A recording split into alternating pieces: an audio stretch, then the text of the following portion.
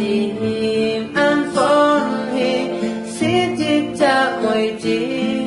nhị có ngài thì nhà xin diệt thiên tùy kỳ điều đi xì ngài nhong buồn nhị chim vui ngày phun mi chỉ cả đông xa nguy nhị tiếng chung hà mỗi chim vui giết cha mỗi chỉ nhị chỉ cả đông xa theo chung hà cho phòn phòn hi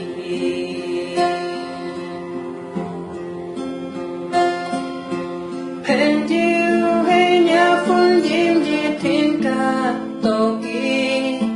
ngày mong hi lòng xa hồi phòn hi chim vui chỉ ta lòng xa hồ con hồ biểu thi con hi cả kinh ai cha an phong hi